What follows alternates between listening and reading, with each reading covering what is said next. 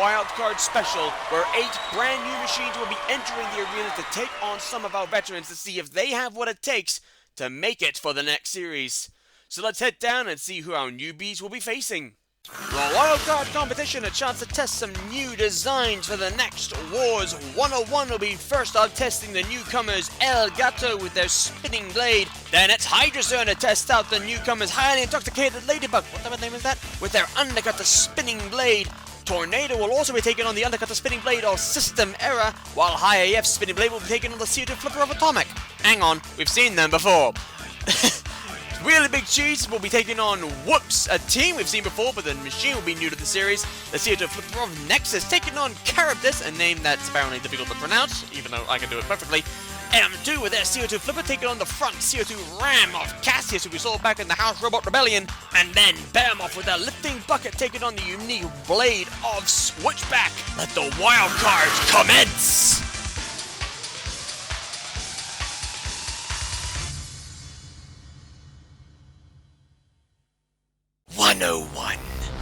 Rambot. Had a much better run this series and had yet another terrific fight that went to the judges, this time against Bulldog Breed. The drive is strong, the spike is useless, in fact I don't think I've seen it once, and the tracks seem very sturdy.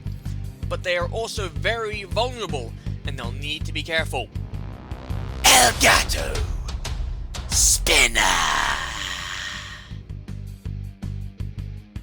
Cute little kitten that enjoys playing with its food using the front spinning blade and wedge. Got some pretty impressive speed behind it too. But the wheels are exposed, and as we've seen in the past, that tends to eventually spell doom and gloom. Robot ears, stand by. 101 with their front ramming spike and tracks. Seriously the most useless weapon I think we've ever had on Robot Wars. And El Gato with their spinning blade and their little fork wedgelet attachment instead of their wedge. 3, 2, 1. Activate. They do have a couple front attachments, either their front forks or their wedge. And right now they're using the forks to aid in getting underneath 101. What's that on the floor? I think that's from 101. And El Gato tearing through the hardened steel outer shell of 101. And are holding him against the wall, and right now I think 101 are in serious trouble, and El Gato starting this the stronger, and oh no, El Gato into the pit. Well, that is a shame. Look at this, after such a strong start, controlling and destroying 101, and then whoops, misturned and forgot the pit existed. Down the pit they go. El Gato, on a technicality, loses, and 101 stands victorious. But had this gone the full distance, I think we know who the real victor would have been. And that is quite the shame for El Gato, because they were dominating. They could have beaten 101 and either sent them down the pit themselves, or even backed them out of the arena. That would have been brilliant to see, wouldn't it? But sadly, it's El Gato who falls. Hope we do get to see them in Series 4. But now for the second fight of the night with Hydra and Highly Intoxicated Ladybug.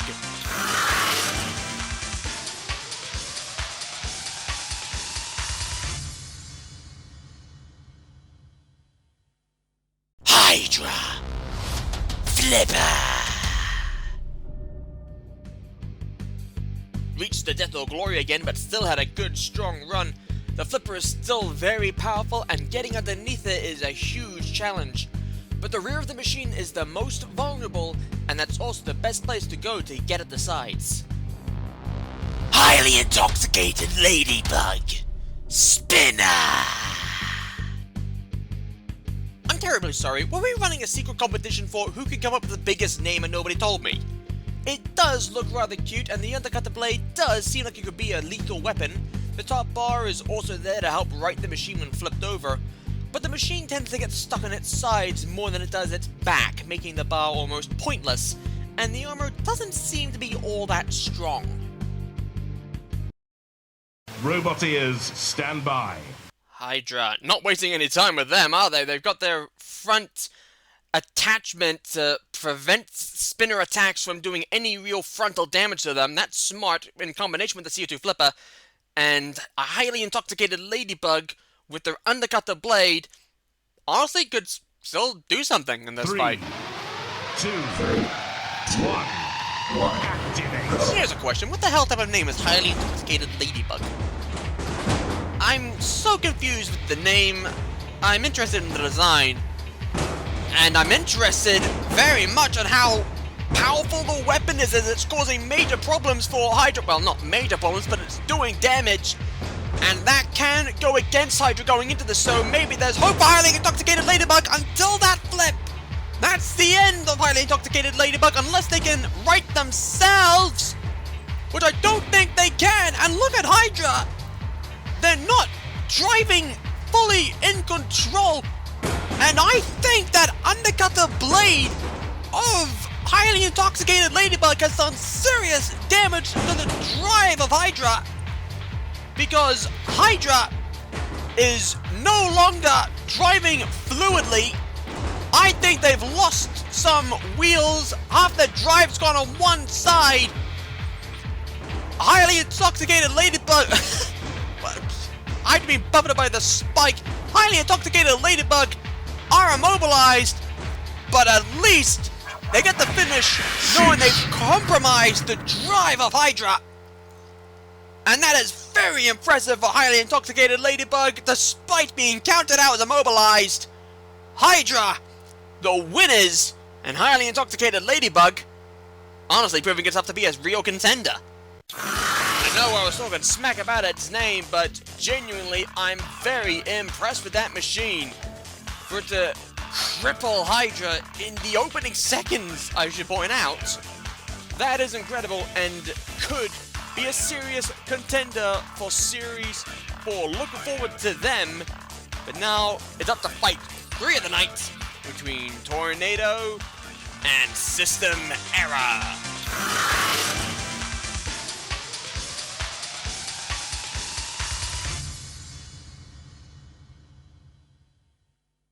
Tornado Rambot. Brute force and speed are the main key weapons of Tornado. Whatever attachment they have is just an added bonus. The machine runs at 36 volts, making it one of the quickest in the field, and also a serious force to be reckoned with. But the exposed wheels are a problem, and it's very susceptible to flippers. System Error Spinner. A 4-wheel drive invertible box with an undercutter blade to slice away and cause damage to the bottom of the machines, as well as slicing underneath at the protected wheels. It's the tealest machine we've ever had on Robot Wars, but protected wheels. Yeah, you didn't think about doing that yourselves. Roboteers, stand by. Tornado, armed with their front spinning drum and their brute force ramming power. And System Error, the invertible teal machine, with their undercutter flywheel. 3, 2, 1, activate. This is going to be interesting because Tornado does have a bit of a ground clearance. The wheels are quite vulnerable, but System Error already underneath Tornado to try and do some damage and pinning him against the wall. They'll have to let them go. They can't keep Tornado there. And they're not. Is Tornado stuck on them? No. Oh no, System Error! Oh, that's a shame. Damn the pit, and down goes Tornado too. Oh, that is just sad, really. And I'm being told here something. I'm being handed a message from Tornado. They felt it was unfair. They want to give System Error another chance. Roboteers, stand by. 3, 2, 1, activate. Well. Never had something like that happen before on Robot Wars. A team requesting to give another one a chance. That's a first, and off comes a tire! And that's gonna cause problems for Tornado. They said they wanted to give System Error a second chance! to see what they can truly do, and that's what they can do. Off comes another tire, but off comes a wheel. Look at this. There, the tire and the wheel on the same side. Off they come, and that will seriously affect Tornado. There's a teal thingy on the floor there in the corner. I don't know when that came off. I don't know where that's from. Apart from System Error, because it's the only teal thing there. Tornado, they've lost another tire. I think they've only got one drive left now. And now, stuck on the wall. And they're not coming down from that. They don't have the power. A charge from System Error slams them up against the wall. And they cannot come down. And that is a great victory for System Error. Tornado wanted to give them a chance to truly show what their machine could do. And they've done just that. Tornado impressed, the judges impressed, the crowd impressed, even I'm impressed. System Error, a fantastic machine, and I look forward to seeing this machine again in Series 4. Absolutely incredible and absolutely chaotic, but to rip apart the wheels of Tornado. And kudos to Tornado for giving System Error a second chance to show what they can do. That is great sportsmanship there. Looking forward to seeing System Error in Series 4. And now it is time for the fourth fight of the night between High AF and the Flipper of Atomic.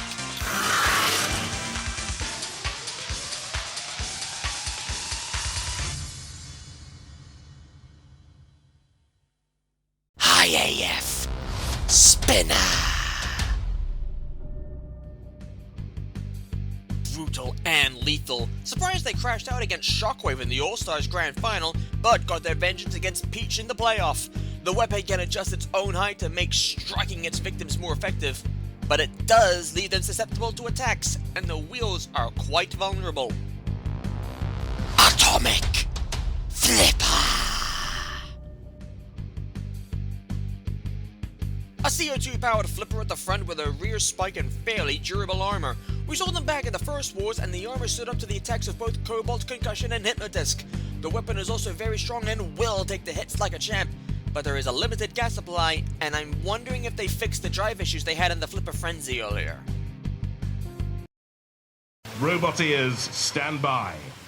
High AF with the spinning blade that can adjust its own height. And Atomic with their CO2-powered flipper. 3, 2, 1. Funnily enough, the reason they wanted to be a part of this was to have the machine torn apart, and they've already lost the front blade for their flipper, and I think that's a wheel on the floor, and now their armor being shredded. It stood up to Cobalt, it stood up to Concussion, it stood up to Hypnodisc, but against a High AF, it's, well, it might as well just be tinfoil, really. High AF doing the same amount of damage we've seen it do before. Look at that! The armor of Atomic! It's been dislodged! It's no longer connected to the bottom plate! And it's separated now! All of the machine is gone! Even the wheels have come off! Look at this! There's the flip! That's where you saw the armor come off! That's the damage of High AF's blade! Another smack for good measure, and then as High AF comes in, there's the flip from Atomic! Off comes the armor, off come the wheels! There is literally nothing left of Atomic. Their armor is completely gone. You can just see the chassis rolling there and flying over the wall. The only bit of armor left for Atomic's on top of the machine. They're flung away. A High AF doing to Atomic what they did to Morphus and Battle the YouTubers, and doing what they did to Mousetrap in the semi-finals. Off comes part of the bottom plate of Atomic. If there wasn't anything left of Atomic now there isn't. Poor Atomic. They did say they wanted this deliberately because they wanted to come back stronger with a brand new machine. Bigger, better, and more dangerous. And they wanted Atomic just to be ripped apart, really. and ripped apart it has been, as High AF finishes them off. A final nudge down the bit. That's the end of Atomic. Cease. And once again, another brutal victory for High AF. That is pure brutality at its finest. And that's what we love to see. And I can guarantee you that Atomic was very happy with how this fight came out. It may have ended in their machine being completely torn up to pieces, but hey, that's what they wanted for a new machine, and I look forward to seeing that in the next world. IEF being as destructive as ever. Oh, great, now for fight 5 of the night with Wheelie Big G's and Whoops.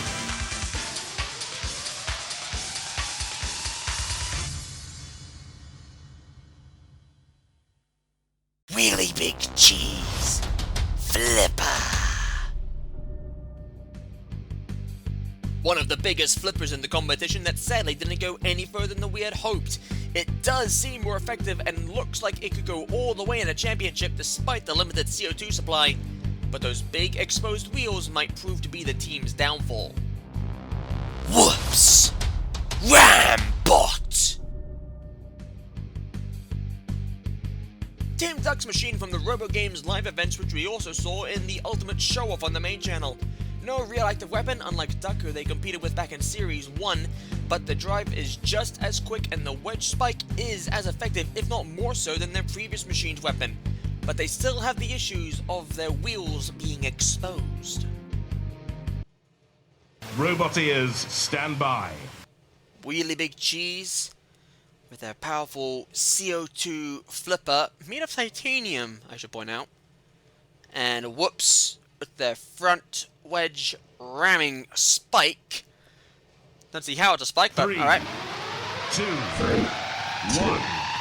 activate. Now, this is going to be a case of ground game, and that's what I thought. Wheelie Big Cheese can exploit the ground clearance on Whoops, but Whoops can give a good push on to Wheelie Big Cheese! But Wheelie Big Cheese can flip them up and out the arena! And Whoops is not coming back from that one, no siree! They are gone! In just 10 seconds, Whoops flipped out of the arena.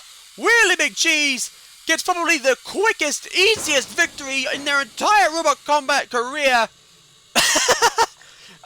There's nothing else I can really say to that. Wheelie Big Cheese, they're your winners. Not much of a fight there, really, was it? Whoops out in 10 seconds. Wheelie Big Cheese's quickest victory to date. That's very incredible. Despite the fact that flip didn't really seem all that powerful. But, hey, that's the result. Wheelie Big Cheese the winner. And next up, it's the fight between Nexus and the interestingly named Charybdis.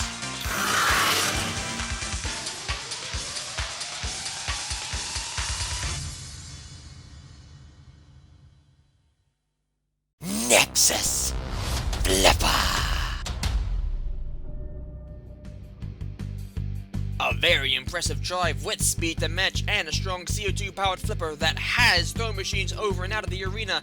Even if they are just testing out the new blood in the competition, they'll still need to be mindful of their flipper's CO2 as there isn't a limitless supply. Charybdis Spinner. They named it after the sea monster in Greek mythology. The main weapon is a spinning disc axe, could you not decide, armored in 8mm polycarbonate with the added bonus of being able to run upside down. However, it can easily get stuck on its sides if flipped, which can spell game over. Oh, and its name isn't the easiest one to pronounce. Then again, neither is Tun Turun, but you don't hear people complaining about that one. Robot ears, stand by. Nexus, the CO2-powered flipper, and a strong drive and low weapon. And Charybdis, the invertible machine, armored in polycarbonate, and the spinning disc axe. Again, could you not decide? 3, 2, 1. Or is it interchangeable? Because it might be interchangeable, actually, come to think of it. But Nexus, well, they've lost part of the flipper, so that's going to be a bit of a worry, but Nexus, zipping guy on the floor and slamming Charybdis into the wall as well. Now, Nexus will have to be careful here, and that's the opposite. Look at this. They drive a bit too quick for their own good and slide into the pit, and Charybdis then falls as well. Oh dear. Well, I said the speed was a big weakness for Nexus, and it's proved to be just that here. They've driven themselves into the pit, and Charybdis get a seemingly rather easy victory.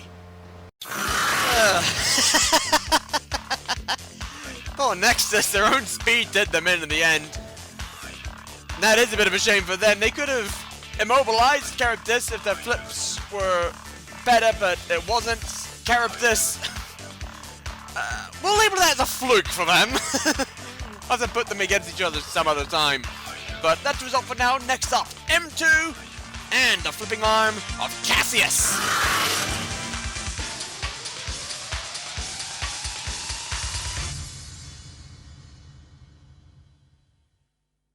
M2 Flipper. A very successful CO2 flipper in Robot Wars, never failing to reach a heat final and made the second round of the semi-finals in Series 3. The front weapon is low to the ground and it's very strong, but they have a high ground clearance at the back and there's a limited gas supply. Cassius Flipper. Rex Garrett named this machine after champion boxer Cassius Clay, with the saying "float like a butterfly, sting like a bee," which this machine does well at. The front CO2 ram is extremely powerful, and the drive, wheels, and casters are on a pneumatic suspension system which allow it to adjust its ground clearance. Quite impressive, that. Not even seen a machine with that level of sophistication in modern Robot Wars. But while the ground clearance is variable, the limited gas supply, however, is not.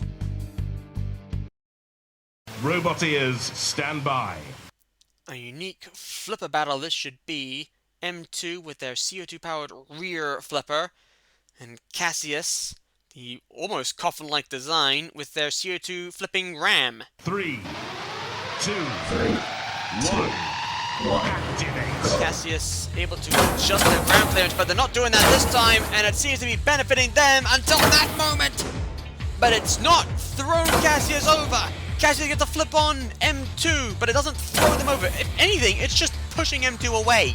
That's all that's doing. Now, Cassius using their adjustable ground clearance to try and get the advantage, but they've clipped the floor flipper.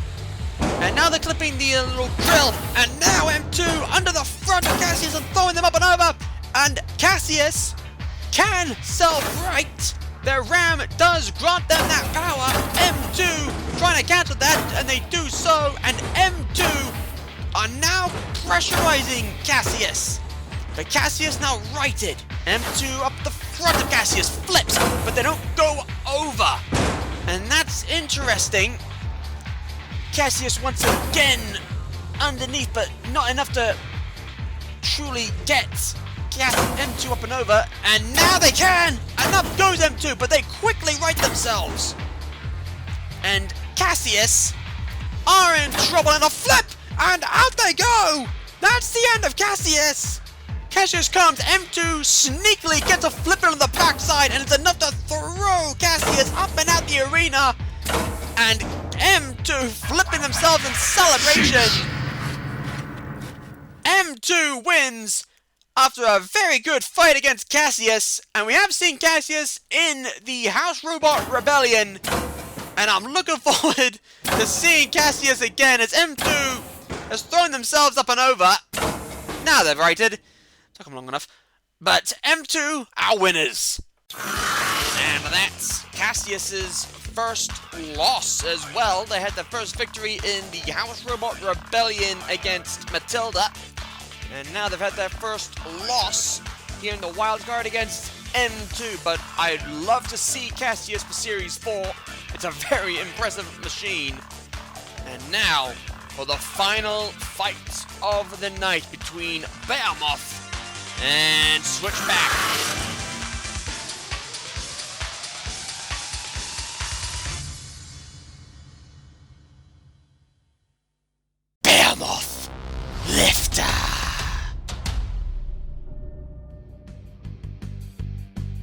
lifting bucket is very powerful and is very helpful at righting the machine over.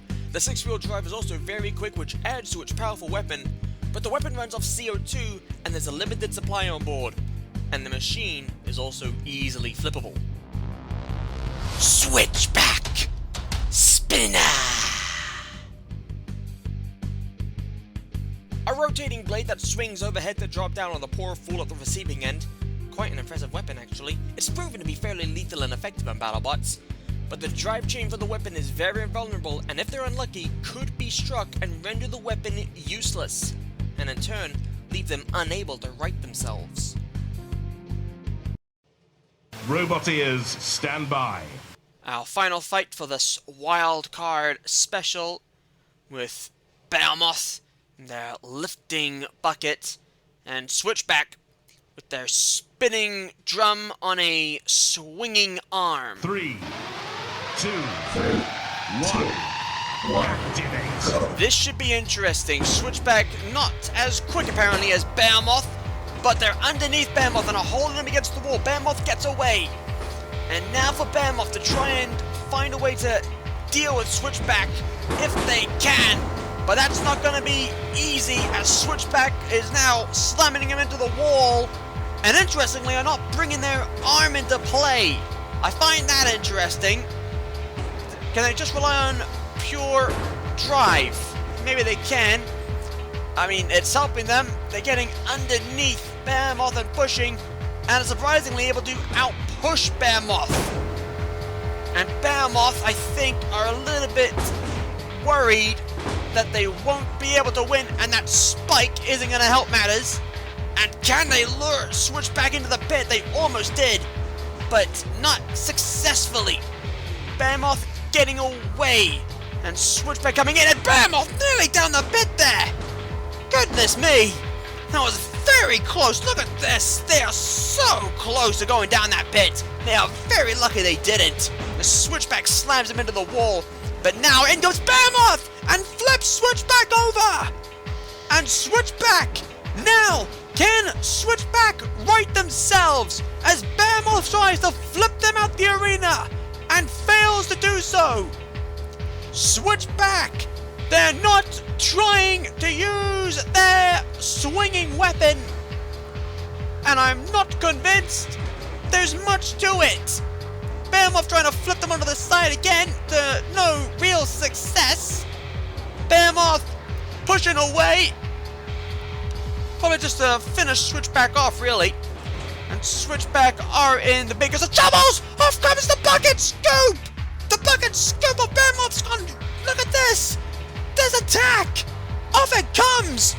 And I think that's the third time we've seen that happen to Behemoth! We saw it happen twice in the last wars against Chinook, and now it's happened again to Switchblade. I think it even happened against Pika Destroying Series 3, but that's the final push. Down the pit goes Switchback. The spike not enough to throw Behemoth over. Behemoth wins the final fight of the Wild Card Special, despite major damage to their weapon. That's now in the pit with Switchback. But Behemoth victorious, and I am looking forward to seeing Switchback in the new series. Another amazing wildcard special where we saw some great new machines that I look forward to seeing in the next wars. And something tells me that the next wars are going to be real interesting. But until then, take care, and I'll see you next time. Farewell.